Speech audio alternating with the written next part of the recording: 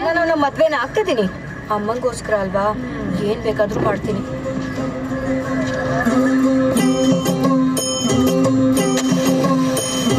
ಜೀವ ಹೆದರಿ ಬಂತು ಕೈಯಾಗ, ಅದ್ಯಾಕೋ ನಿನ್ನ